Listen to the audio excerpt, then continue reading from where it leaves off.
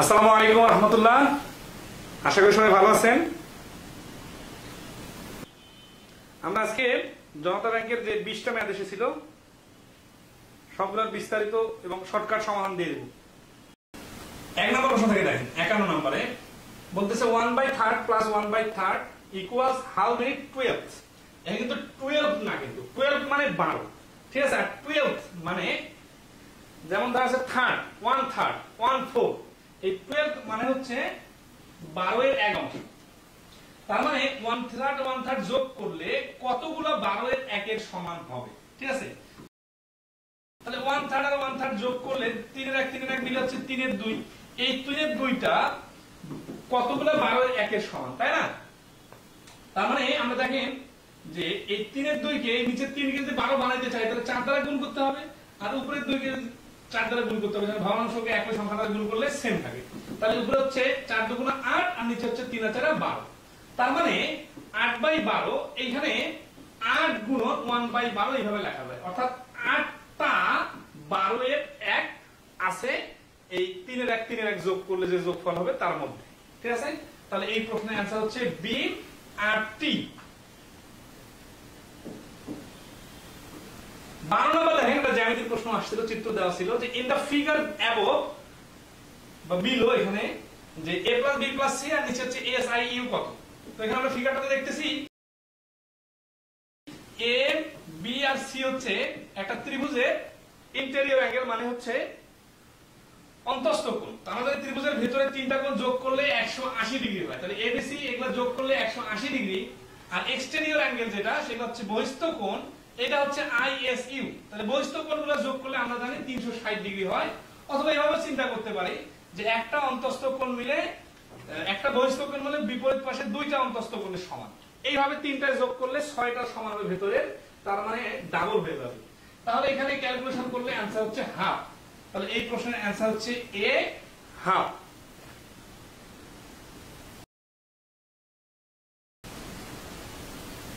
ওকে, এই পর্যন্ত কি সবাই বুঝতে পারছেন? আচ্ছা, তাহলে আমরা সেই নেক্সট প্রশ্ন। 53 নম্বর বলছে if 9 is 3/4 of n, what number is 5/6 of n?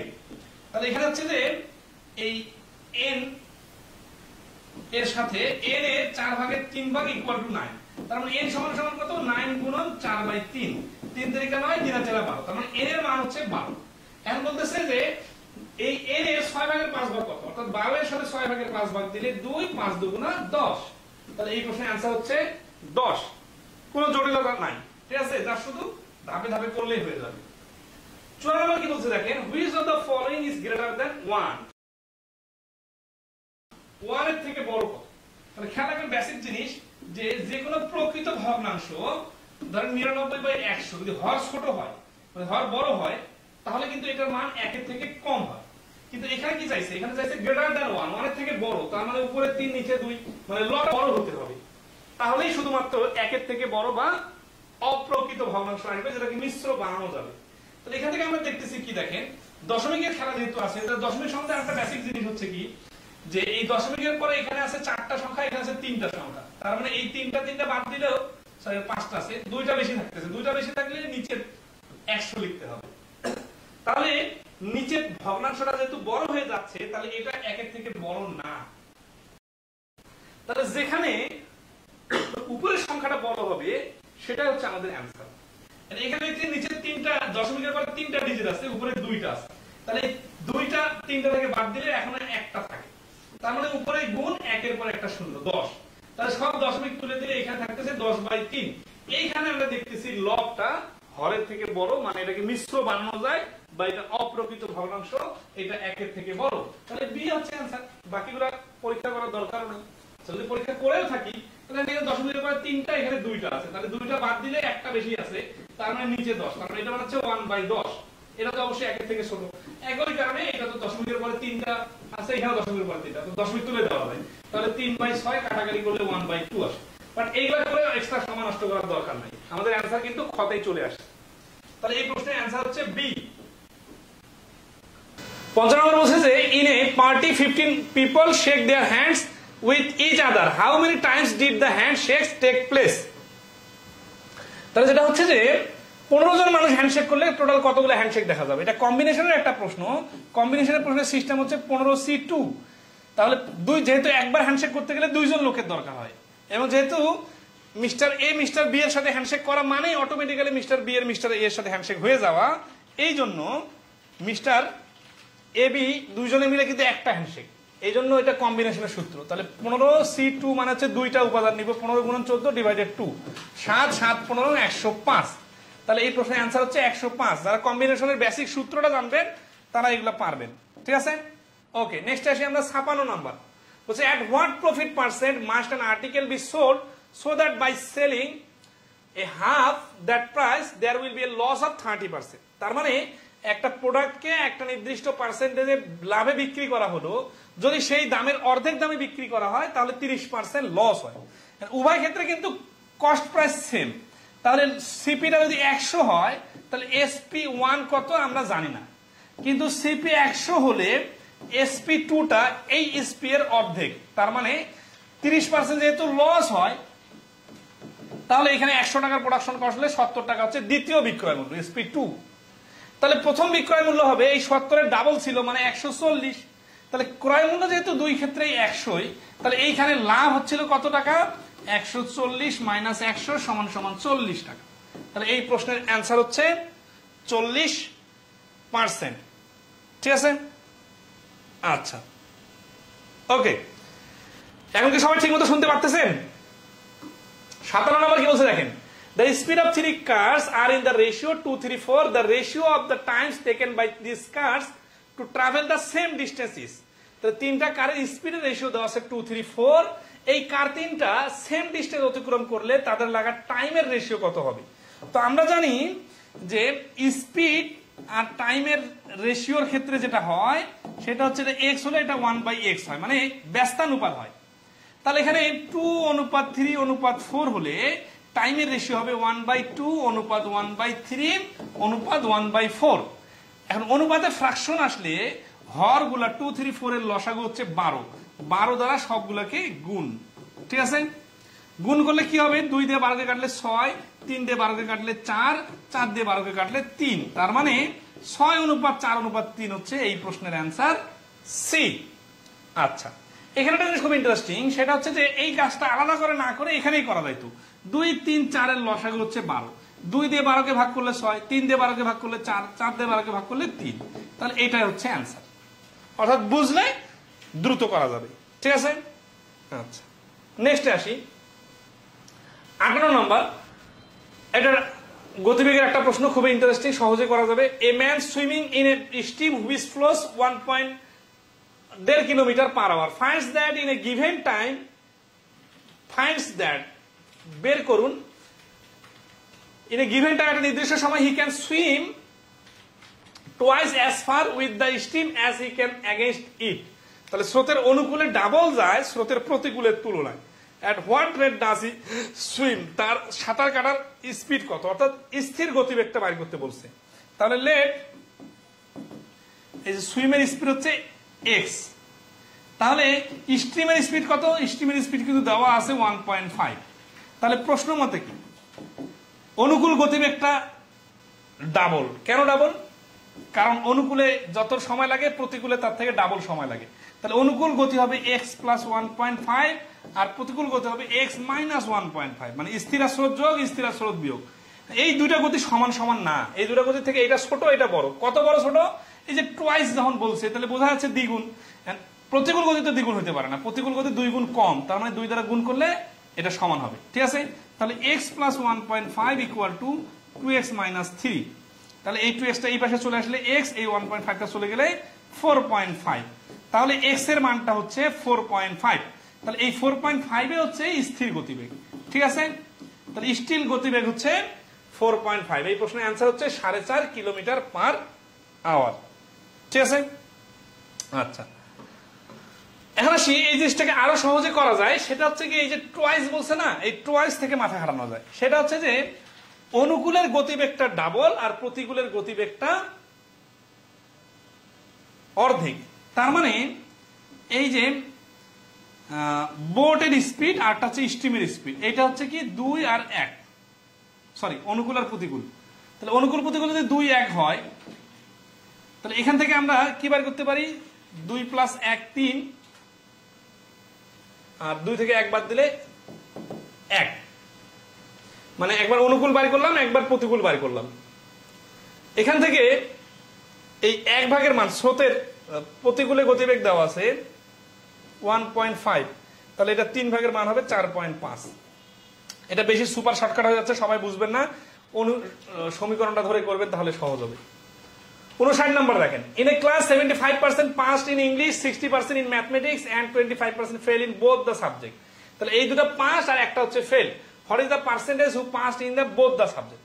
তাহলে এখানে আমাদের ভেনচিত্র যদি আট করি তাহলে দুইটা সার্কেল, এই সার্কেলের মধ্যে এই দুটো হচ্ছে 5 5, তার মানে এটা যদি 75 হয় আর এটা যদি 60 হয়, এখানে মাঝখানে কত আমরা জানি না, কিন্তু বাইরে হচ্ছে 25%। কেন? কারণ এরা হচ্ছে ফেল করছে আর এরা পাস। তাহলে খেয়াল করেন তো, এই টোটাল আয়তক্ষেত্রটা যদি 100% হয়, এর মধ্যে বাইরে 25% যদি বাদ দেয়, তাহলে এই তিনটা বৃত্তের ভেতরে কতজন থাকতে হবে? বৃত্তের ভেতরে থাকতে হবে 75% লোক। এখন আমরা দেখতেছি যে অলরেডি একটা বৃত্ত মিলেই 75% হয়ে গেছে, তাহলে এইখানে তো এই বৃত্তটা এক্সট্রা হয়ে গেছে, তাই না? তাহলে এটা সিস্টেম হচ্ছে যে যেটা অতিরিক্ত হয় সেটাকে এই মাঝখানে ঢুকাই দিতে হয়। অর্থাৎ 60% লোক দুই সাবজেক্টে পাস করছে, অথবা লেখার সিস্টেম হচ্ছে 75 + 60 = হচ্ছে 135। এখান থেকে আবার 75 বাদ দিলে ওই 60 আসবে। আবার আরেকভাবে করা যায়, সেটা হচ্ছে এটার নাম দিলাম x, তাহলে এই অংশটার নাম হচ্ছে 75 - x, এইটার নাম হচ্ছে 60 - x। এই সবগুলো যোগ করে আমাকে কিন্তু আবার 75% বানাইতে হবে। তাহলে কি হচ্ছে প্রশ্ন মতে 75 - x + x, তারপরে +60 - x প্লাস এই বাইরের 25%, এরা সবাই মিলে হচ্ছে টোটাল 100%। এখান থেকে ক্যালকুলেশন করলেও x এর মান 60%ই আসবে। তাহলে এই প্রশ্নের অ্যান্সার হচ্ছে A, 60%। 60 নম্বর মানসিক দক্ষতা রিলেটেড প্রশ্ন। এই আমাদের ব্যাংকম্যান এমসিকিউতে আমরা যে কাজটা করছি, যেহেতু মানসিক দক্ষতা রিলেটেড প্রশ্ন আসে, ব্যাংকম্যান এমসিকিউ নতুন বইটাতে আমাদের মেন্টাল অ্যাবিলিটি রিলেটেড কিছু প্রশ্ন বইয়ের শেষের দিকে অ্যাড করে দেওয়া হয়েছে। তো আজকে বেশ কয়েকটা মেন্টাল অ্যাবিলিটি রিলেটেড প্রশ্ন আসছে, আমরা সমাধান করব। Which number is appropriate in place of question mark? Question মার্কের মধ্যে কোনটা সঠিক? তাহলে এখানে দেখা যাচ্ছে যে 12 18, আচ্ছা এখানে 7 ছিল, ঠিক আছে, 7 12 18 25 33। তাহলে দেখেন 7 থেকে 12 যখন আসতেছে তখন হচ্ছে 5 যোগ করা হচ্ছে, তাহলে 12 এর সাথে 18 যোগ করার জন্য 6 যোগ করা হচ্ছে, 18 থেকে 25 7 যোগ করা হচ্ছে, 25 থেকে 33 8 যোগ করা হচ্ছে, তাহলে 33 থেকে এখানে বাই করার জন্য 9 যোগ করা হবে, 9 আর 33 যোগ করলে হচ্ছে 42। তাহলে 60 নম্বর প্রশ্নের অ্যান্সার হচ্ছে 42। 61 নম্বর দেখি, there are 3 green 4 orange and 5 white color bulbs in a bag if a bulb, এই যে a বাল্ব মানে একটা বাল্বের কথা যখন বলে তখন কিন্তু কম্বিনেশনের সূত্র ইউজ করতে হয় না, দুইটার কথা যখন বলে তখন কম্বিনেশনের সূত্র লাগে। তাহলে একটা বলে তো সহজ, নরমাল ফ্র্যাকশনের স্টাইলে হবে। তাহলে a bulb is picked at random, what is the probability of having either a green or a white? তাহলে এখানে গ্রিন আছে 3টা 4টা আর 5টা, 3 4 5, এটা হচ্ছে টোটাল বলের সংখ্যা। আর গ্রিন আর হোয়াইট হবে, তাহলে গ্রিন হচ্ছে 3টা আর হোয়াইট হচ্ছে 5টা, তার মানে উপরে 8 নিচে হচ্ছে 12, কাটাকাটি করলে হচ্ছে 3 ভাগে 2 ভাগ। এই প্রশ্নটাও বিগত সালের প্রশ্ন, মানে বিগত সালে বেশ কিছু প্রশ্ন আসছে, কিছু হুবহু আসছে আর কিছু রিপিট করে মানে চেঞ্জ করে আসছে ডিজিট। তাহলে এই প্রশ্নের অ্যান্সার হচ্ছে ডি, 3 ভাগের 2 ভাগ। 62 নম্বর কি বলছে, in the figure AD and BC are lines, মানে এডি আর বিসি হচ্ছে দুইটা রেখা ইন্টারসেক্টিং এট ও, ওতে ইন্টারসেক্ট করছে বা ছেদ করছে। What is the value of A, এর ভ্যালু কত? তাহলে এ, আচ্ছা এটা ডিজিটটা ভালো দেখা যাচ্ছে না তো, ছবি থেকে তুলছে, আচ্ছা দেখি। তাহলে এটা হচ্ছে এই যে 5x + 5y = 5y/2। এক্ষেত্রে এই 5 দিয়ে যদি দুই পাশে ভাগ করি তাহলে x + y =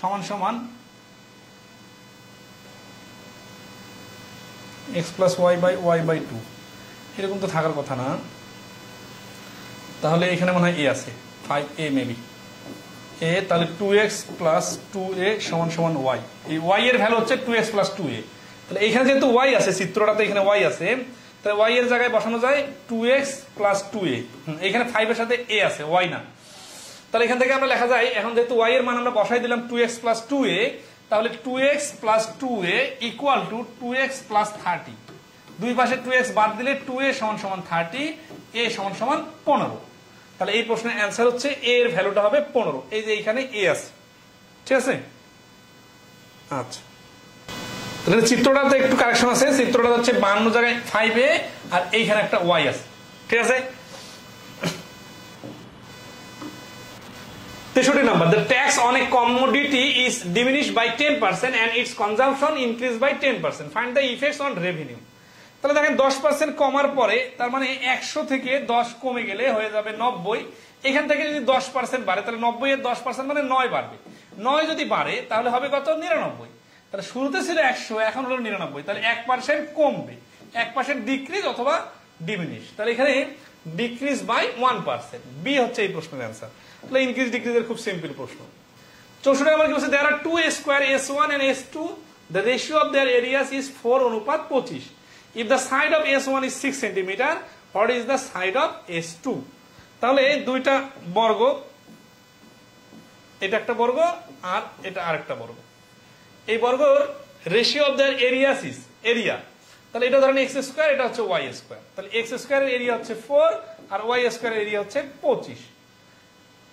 তাহলে এখান থেকে আমরা এটা রুট ওভার যদি করে দেই, তাহলে x এর ভ্যালুটা হচ্ছে 2 আর y এর ভ্যালুটা হচ্ছে 5। তার মানে এটা 1/5, এটা 1/2। এখন এটা তো যদি আমরা ধরি এই হিসাবে, বাট এটা তো অনুপাত দেওয়া আছে, তাহলে এখানে দুই অংশের মান হচ্ছে 6 সেন্টিমিটার, মানে 2x 6 সেন্টিমিটার যদি হয় দুই অংশের মান, তাহলে বলছে what is the side of S2? S2টা কত হবে? S2টা হবে 5 অংশ, তার মানে 5 দুগুণা 10, সরি এখানে 3 গুণ, তাই না? এখানটা কাছাকাছি হয়ে গেছে, মানে এখানে ডাইরেক্ট আমরা করতে পারি ক্যালকুলেশনটা এইভাবে। এটার উপর যদি দুটার উপরে রুট ওভার দিয়ে দিই, হ্যাঁ, তাহলে এটা হচ্ছে এক বাহুগুলোর অনুপাত হবে 2:5। তাহলে এই দুই অংশের মান যদি 6 হয়, 5 অংশের মান হবে 15, কারণ এটার 1 বাহু 6 সেন্টিমিটার প্রশ্নেই বলা আছে। তাহলে এটার 1 বাহুর মান হবে 3 গুণ বেশি, আর কি 3 গুণ বেশি মানে 15। তাহলে এই প্রশ্নের অ্যান্সার হচ্ছে 15। প্রশ্ন নম্বর কি বলছে? A is twice as good as B and together they finish a piece of work in 16 days. এখানে প্রশ্নের মধ্যে 1 ডে দেওয়া ছিল, কিন্তু এইরকম প্রশ্ন এর আগে আসছে, সেখানে 16 ডেজ ওয়ালা প্রশ্ন ছিল। মানে যেহেতু বিগত সালে প্রশ্ন থেকে আসছে, এই জন্য আমরা 16 ডেজটা ধরে করলে আর কি ডিজিট অপশন থেকে মিলবে, না হলে 1 ডেজ ধরলে অপশন থেকে মিলবে না, ঠিক আছে। তো এখানে 16 ডেজ হবে, আর নর্মালি একদিন ওইভাবে আসলে কোনো প্রশ্ন নাই, এই জন্য আমরা 16 ডেজটা ধরে করতেছি। তাহলে the number of days taken by A alone to finish the work is, এরকম প্রশ্ন খুব সহজে করা যায়। দেখেন A is twice as good as B, তার মানে A একাই 2টা B এর সমান। তার মানে এখানে A কে যদি 2টা B ধরি আর B যদি ধরি, তাহলে এই 3টা B মিলে একটা কাজ করতে পারে 8 দিনে, সরি 16 দিনে, প্রশ্নে দেওয়া আছে। তাহলে একটা B যদি একাই করে তাহলে কতদিন লাগবে? 3 16 48। এখন এ একাই যদি করে কতদিন লাগবে? এখন এ একা করা মানে যা, 2টা বি করা মানে তা, তাহলে 2টা বি কে সময় লাগবে, মানে বি ডাবল হয়ে গেল, তাহলে সময় কম লাগবে। 8 3 আসতে 24। এটা হচ্ছে একটা শর্টকাট, লজিক্যাল শর্টকাট, খেয়াল করেন কিন্তু, যে এ একাই 2টা বি এর সমান, তার মানে এ 2টা বি আর বি তো একা আছে, মানে এ প্লাস বি মানে যা, 3টা বি মানে তা। 3টা বি এ প্লাস বি যদি করতে পারে 16 দিনে, তার মানে 3টা বি মিলে করতে পারে 16 দিনে। 3টা বি মিলে 16 দিনে করতে পারলে, একটা বি যদি একাই করে তাহলে কতদিন লাগবে? 16 আর 3 গুণ হবে, ঠিক আছে। আচ্ছা, তারপরে কি? তারপরে হচ্ছে যে যেহেতু এর সময় চাইছে, তাহলে 2টা বি মিলে লাগবে 2 দিয়ে ভাগ, অ্যান্সার 24। এটা যদি কেউ না বুঝেন তাহলে এইভাবে করতে পারেন যে লেট এ কে লাগে x দিন আর বি কে লাগবে ডাবল দিন, মানে 2x দিন, ঠিক আছে। যেহেতু A twice as good, যার যে ভালো ওয়ার্কার তার সময় কম লাগে, তাহলে প্রশ্ন মতো 1/x plus 1/2x equal to 1/16। তাহলে x আর 2x এর লসাগু 2x, তাহলে থাকতেছে 2 + 1 ইকুয়াল টু 1/16। তাহলে আড়াআড়ি গুণ করলে 2x ইকুয়াল টু 48, তাহলে x সমান সমান হচ্ছে 24। তার মানে a কে সময় লাগবে 24 দিন। তাহলে এই প্রশ্নের অ্যান্সার হচ্ছে 24 দিন।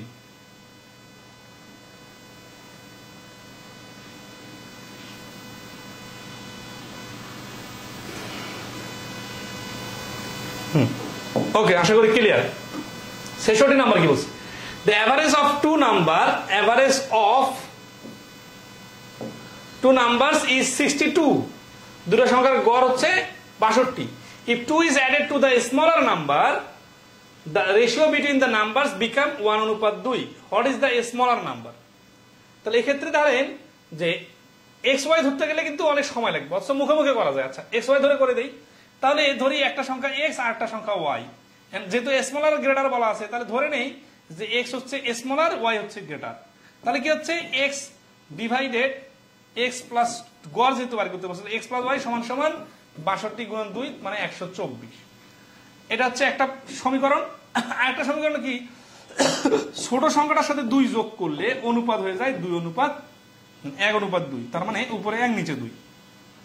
আর গুণ করলে y সমান সমান 2x প্লাস 4। তাহলে 2x সমান প্লাস 4 এখানে যদি আমরা y এর জায়গায় বসাই দেই তাহলে x plus 2x plus 4 equal to 124। তাহলে অতএব 3x সমান সমান এই 4 এই পাশে বিয়োগ হয়ে গেলে 120 আর x সমান সমান 40। উত্তর কি চাইছে, what is the smaller number, ছোট সংখ্যাটা 40। এটা হচ্ছে সমীকরণের স্টাইল, মানে এটা একটা সমীকরণ আর একটা সমীকরণ হচ্ছে এটা, বাকিটা নিজের মতো করে নেবেন।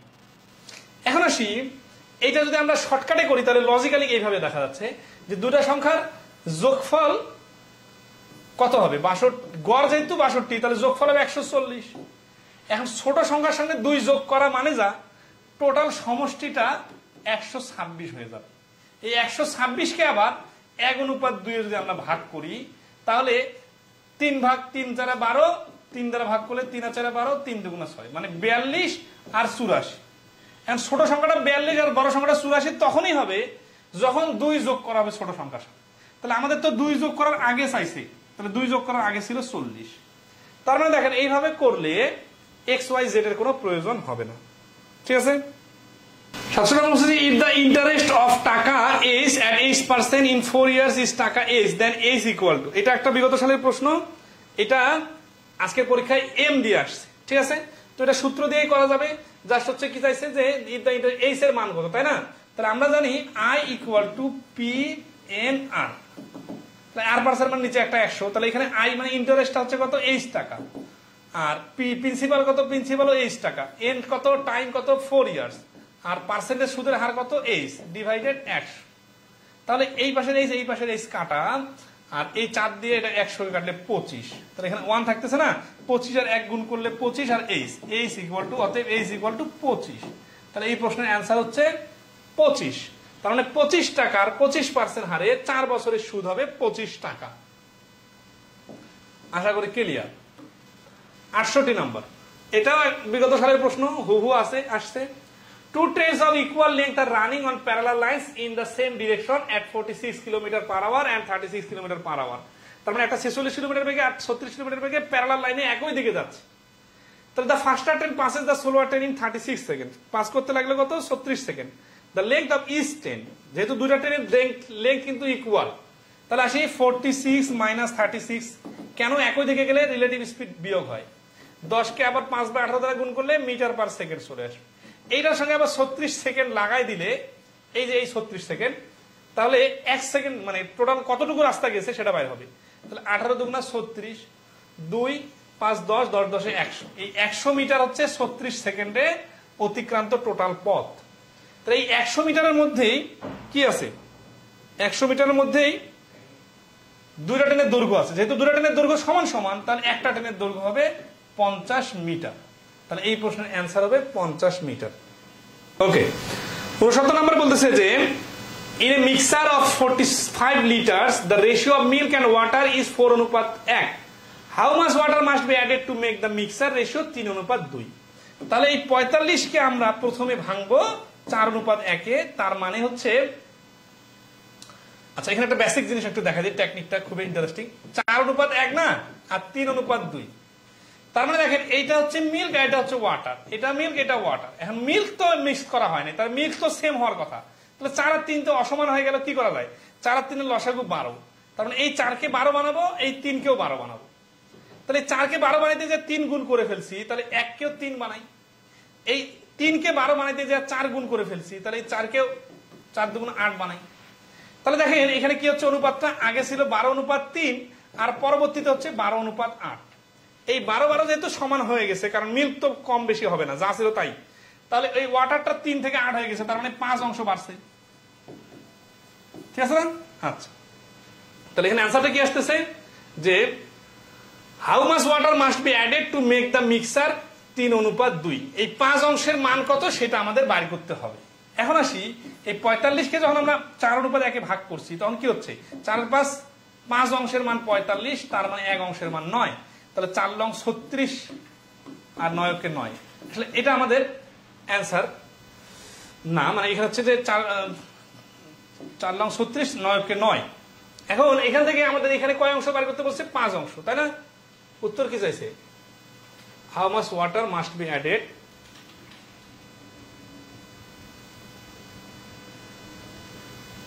তো 15 অংশ হয়েছে। হ্যাঁ, এটা সমস্যা নেই।